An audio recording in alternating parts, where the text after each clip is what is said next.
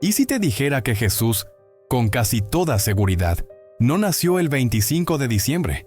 ¿Y si te revelara que la Biblia contiene 7 pistas ocultas, pruebas históricas y bíblicas reales que señalan a una fecha completamente distinta?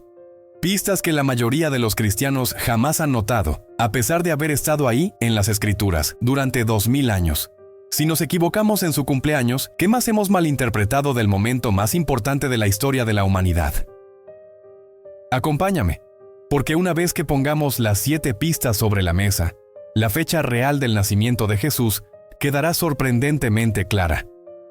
Estás viendo la Biblia prohibida, donde la guerra oculta entre ángeles y demonios, las antiguas profecías selladas para los últimos días y los misterios vedados de las Escrituras se revelan con claridad cinematográfica. Si eres nuevo aquí, suscríbete y pulsa la campanita, porque lo que vas a descubrir podría cambiar tu forma de entender el cielo, el reino invisible y tu lugar en él. El misterio de hoy es una de las cuestiones más debatidas en la historia del cristianismo. ¿Cuándo nació realmente Jesús? Porque aunque millones lo celebran cada año el 25 de diciembre, ninguno de los 4 evangelios menciona esa fecha, ni Mateo, ni Marcos, ni Lucas, ni Juan. Entonces, ¿de dónde salió el 25 de diciembre? Y más importante aún, ¿nos da la Biblia una respuesta mejor? La sorprendente verdad es que sí, lo hace. A lo largo de las Escrituras, dispersas como piezas de un rompecabezas, hay 7 pistas principales: históricas, proféticas, estacionales y astronómicas. Y cuando las conectas, cada una apunta en la misma dirección.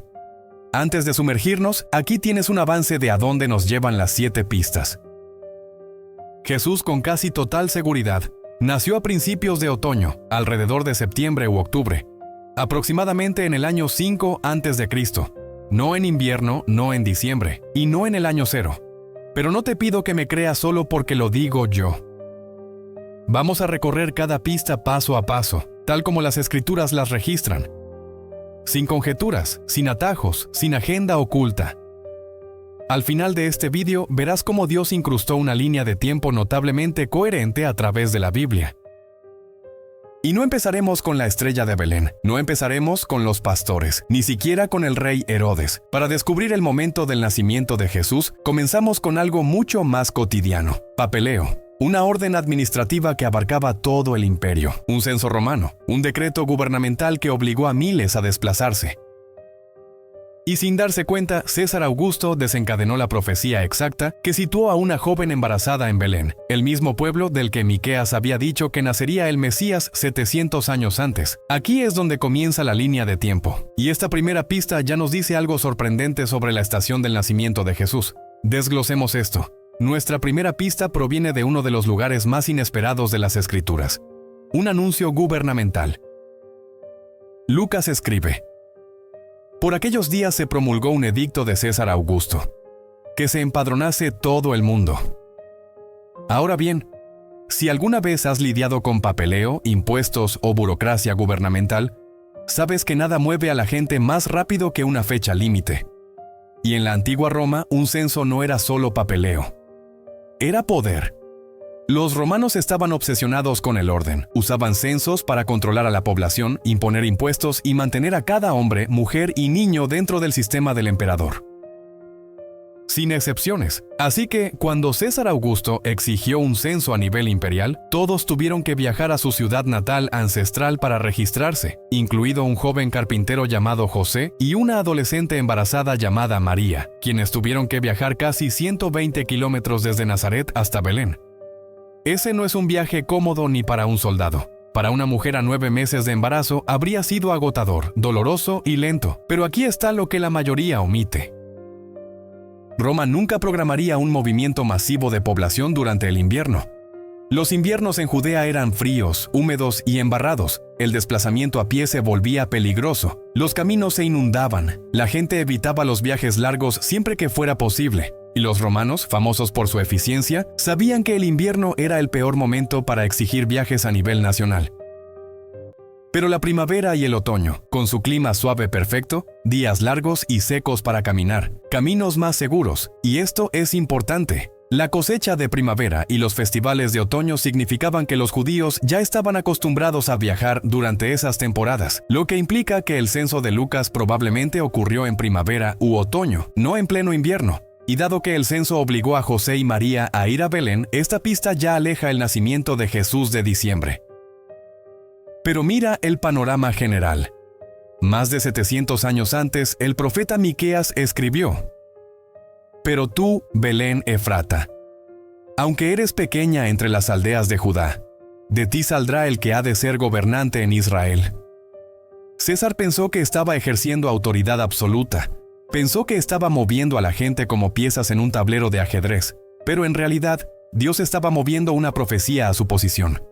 Un imperio global se movió para que una sola profecía pudiera cumplirse. Así, un solo niño podría nacer en la ciudad exacta que Dios prometió. El censo nos da el marco estacional. Pero es la siguiente pista la que nos proporciona algo aún más preciso: un mes. Si el censo nos dice la estación, nuestra segunda pista nos acerca aún más a un mes real. Y comienza con un sacerdote anciano quemando incienso en el templo, completamente ajeno a que su jornada laboral ordinaria está a punto de desencadenar la cuenta atrás para el nacimiento del Mesías.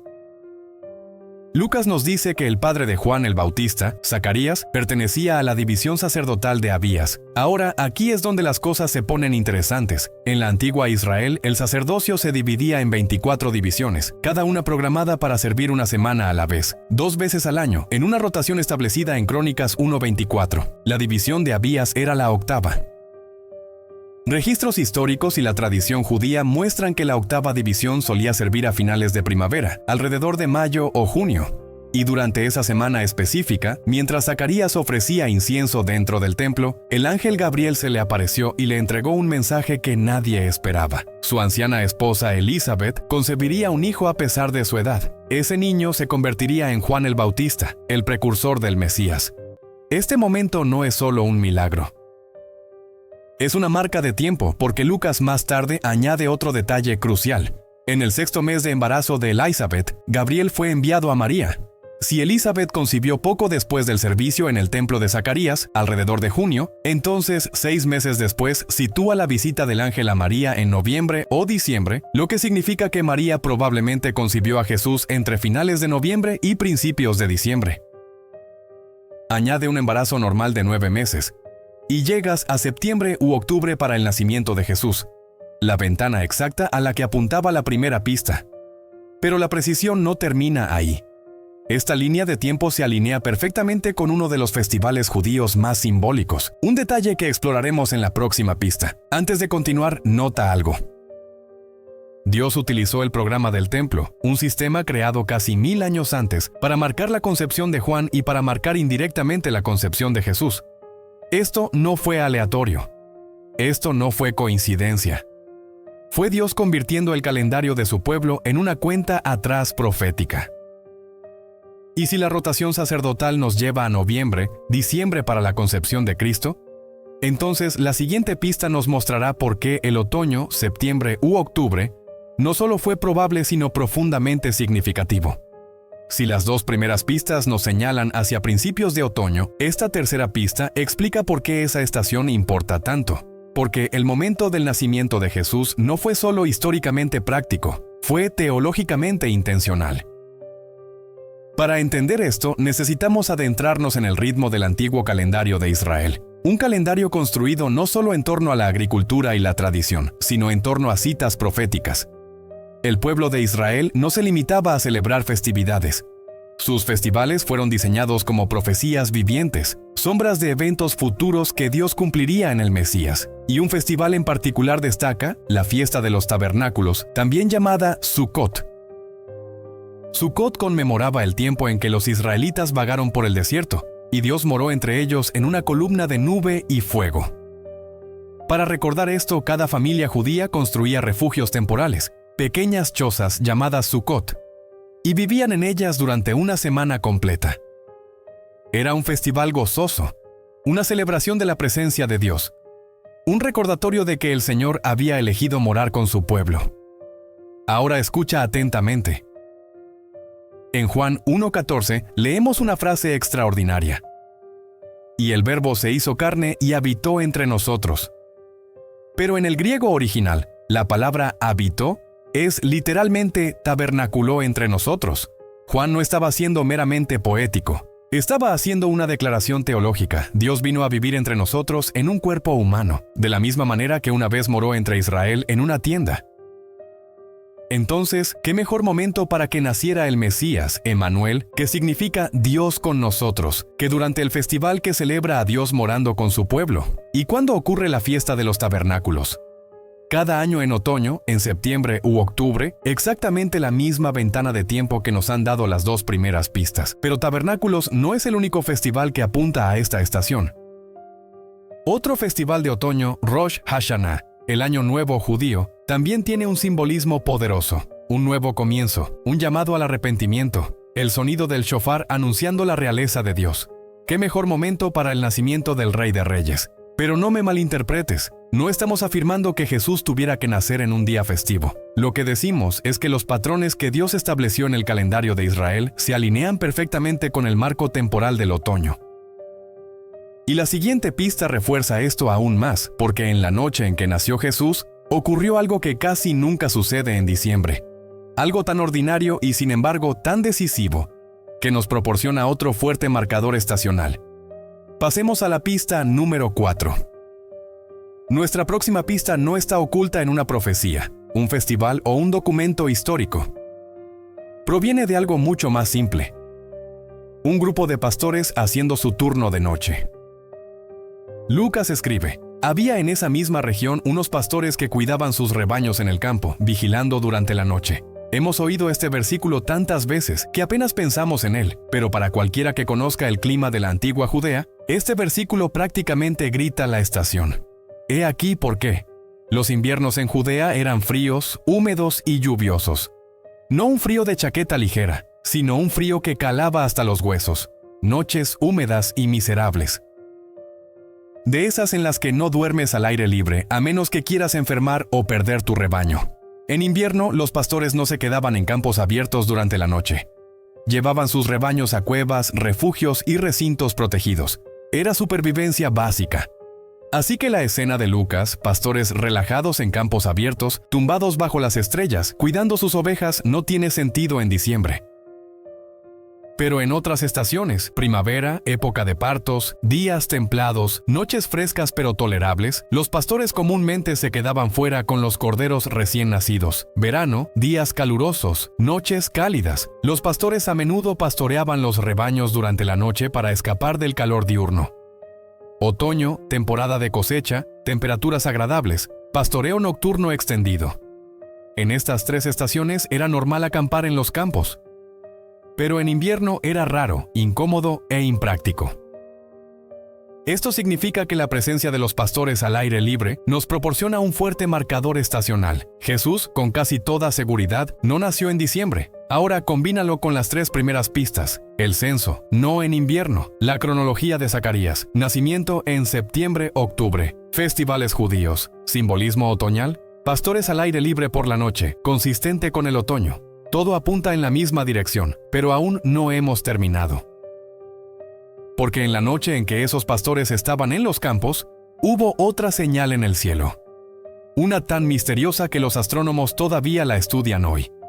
Y esta próxima pista no solo nos dice la estación, puede ayudarnos a confirmar el año exacto. Echemos un vistazo a la estrella de Belén. Si los pastores nos dieron una estación, esta próxima pista podría ayudarnos a desvelar el año exacto. Comienza con uno de los detalles más misteriosos de toda la historia de la Natividad: la estrella de Belén. Mateo escribe: y he aquí que la estrella que habían visto en el oriente los precedió, hasta que llegando, se detuvo sobre donde estaba el niño. Durante siglos, este solo versículo ha provocado debates entre astrónomos, historiadores y teólogos. Pero esto es lo que la mayoría de la gente no se da cuenta. La estrella no fue solo algo que notaron, fue algo que siguieron. Las estrellas normales no guían a personas a cientos de kilómetros a través de desiertos. Las estrellas normales no se detienen sobre una casa específica. Las estrellas normales no aparecen en un momento preciso de la historia y luego desaparecen. Entonces, ¿qué era esta estrella? Hay tres teorías principales. Una conjunción planetaria, históricamente la más probable, una rara alineación de planetas, más comúnmente Júpiter y Saturno, creando un único punto de luz inusualmente brillante. Los astrónomos han confirmado que una espectacular conjunción de Júpiter y Saturno ocurrió en el año 7 a.C., perfectamente dentro del rango de tiempo del nacimiento estimado de Jesús. Para los antiguos observadores del cielo, Júpiter simbolizaba la realeza. Saturno simbolizaba al pueblo judío, y su convergencia en la constelación de Piscis fue interpretada por muchas culturas como la llegada de un gran gobernante. Este es exactamente el tipo de señal que los magos habrían seguido. Una nova o supernova, una explosión estelar masiva lo suficientemente brillante como para ser visible durante meses. ¿Posible? Sí. Registrada en antiguos registros astronómicos chinos. No de forma concluyente, pero lo suficientemente plausible como para que los eruditos continúen explorándola. Una luz divinamente orquestada, algo sobrenatural. Una luz que no estaba sujeta a las reglas celestiales porque se movía con un propósito. Independientemente de la teoría que aceptes, la conclusión es la misma. Algo extraordinario apareció en el cielo alrededor de la ventana exacta de los años 6 al 4 a.C. Esto se alinea con que Herodes todavía estuviera vivo, la cronología de Zacarías, el censo, la estación de los pastores, los festivales judíos en otoño. La estrella no fue una coincidencia, fue un anuncio cósmico. El rey ha llegado. Pero mientras los magos reconocieron la señal, otro rey también la notó, y su reacción desató uno de los eventos más oscuros de la historia de la Natividad. Un evento que nos da otro marcador de tiempo crucial. Veamos la siguiente pista. Si la estrella de Belén reveló que un rey había llegado, entonces la reacción del rey Herodes nos dice cuándo ocurrió esa llegada. Esta es una de las pistas más oscuras y escalofriantes en la cronología de la Natividad. Sin embargo, es también una de las más precisas. Mateo relata: entonces Herodes, al ver que había sido burlado por los magos, se enfureció mucho y mandó matar a todos los niños varones de 2 años para abajo, en Belén y en todos sus alrededores. La mayoría de la gente lee este versículo emocionalmente, y con razón. Es impactante, desgarrador y brutal. Pero históricamente, ese único detalle, 2 años para abajo, es una clave cronológica importante. He aquí por qué. La orden de Herodes revela una ventana de tiempo.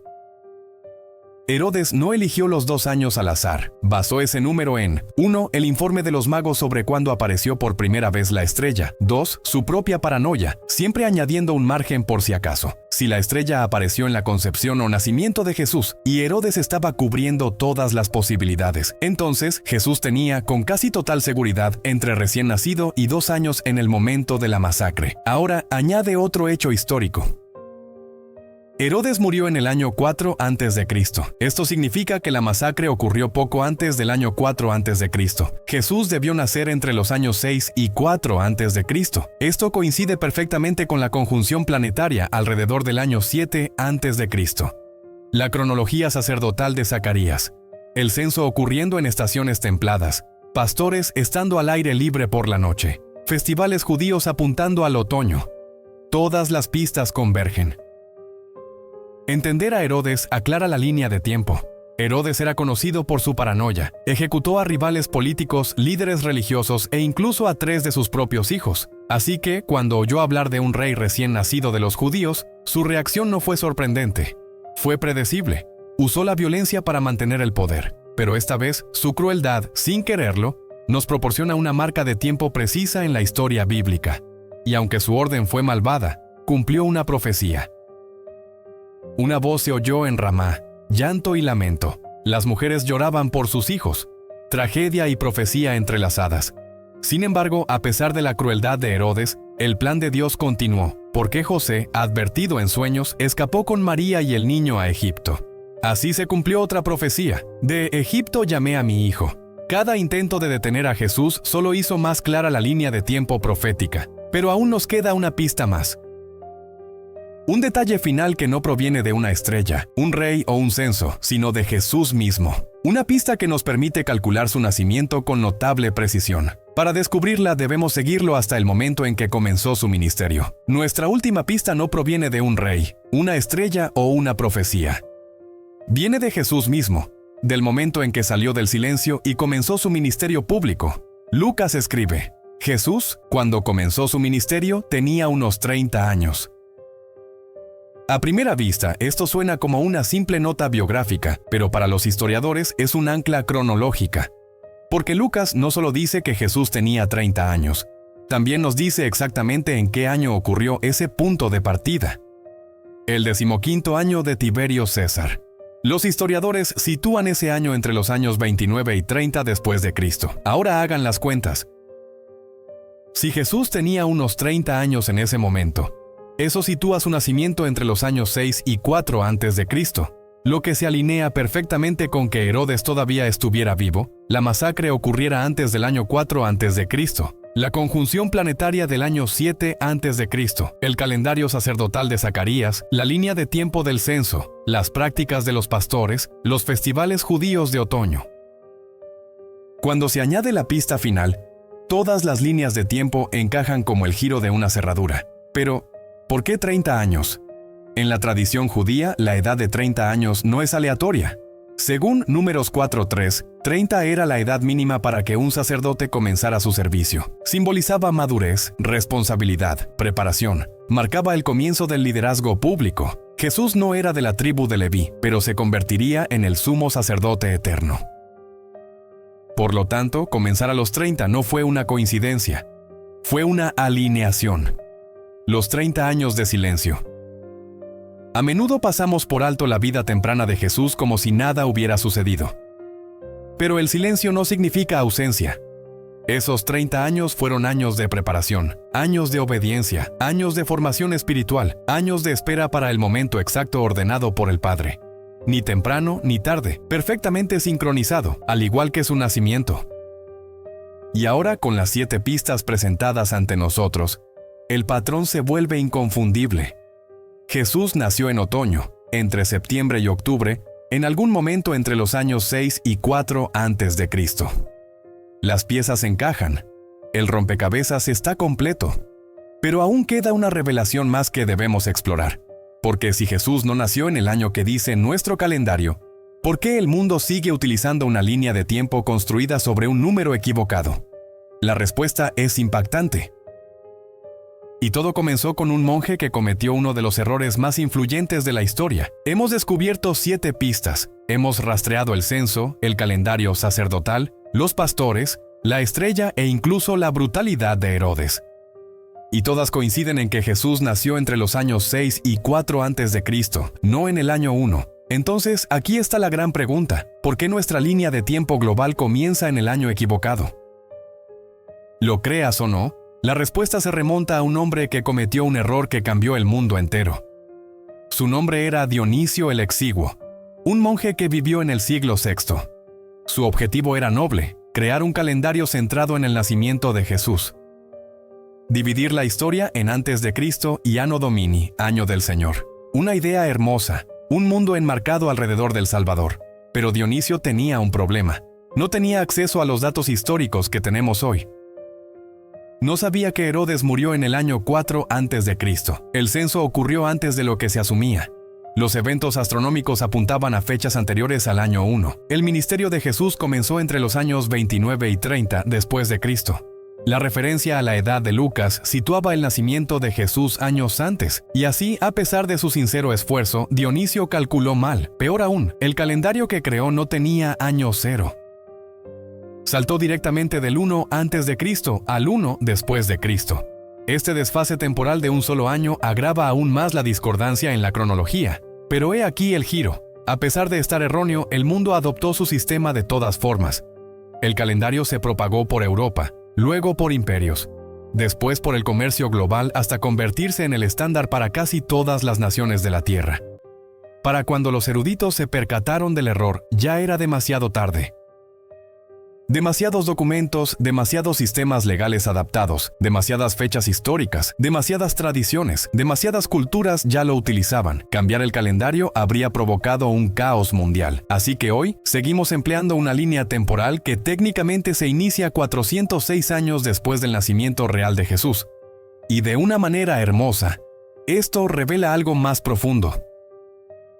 Dios nunca necesitó un número para validar su historia, porque la historia sigue girando en torno a Él. Incluso si las matemáticas no cuadran, Jesús sigue siendo la línea divisoria del tiempo humano. No porque nuestro calendario sea perfecto, sino porque su impacto es innegable. Pero antes de concluir, hay una verdad más que debemos abordar, porque incluso más incomprendida que el año del nacimiento de Jesús es la pregunta: ¿qué celebramos exactamente en Navidad?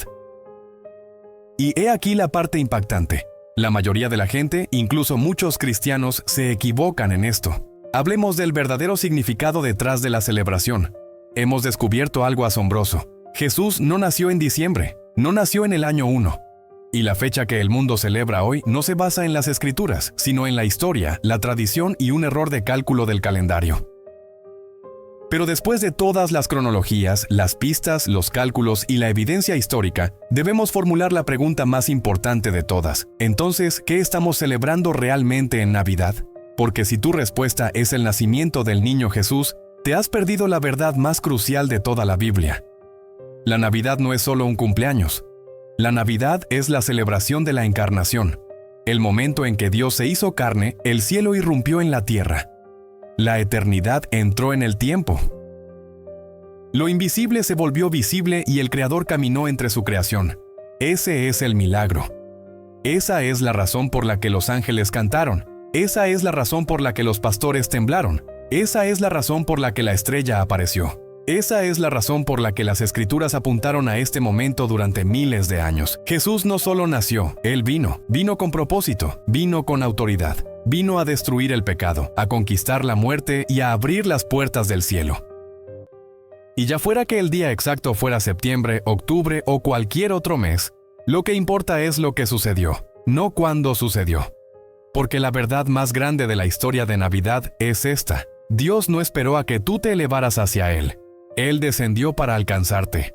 Asterisco. Asterisco, ese es el mensaje que no puedes pasar por alto. Así que hoy, si este video te abrió los ojos, si las escrituras cobraron vida de una nueva manera, no dejes que termine aquí. Profundiza más. Aprende el verdadero significado detrás de la celebración. Compártelo con alguien que necesite esperanza. Rara vez hago esto, pero hoy te animo. Mira el video que aparece en pantalla ahora mismo, el verdadero significado de la Navidad.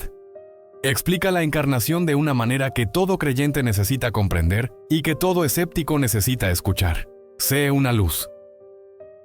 Comparte el mensaje y recuerda, ya sea que el mundo marque el año equivocado o el día equivocado, nada puede borrar la verdad del momento en que Dios entró en nuestro mundo. Amén.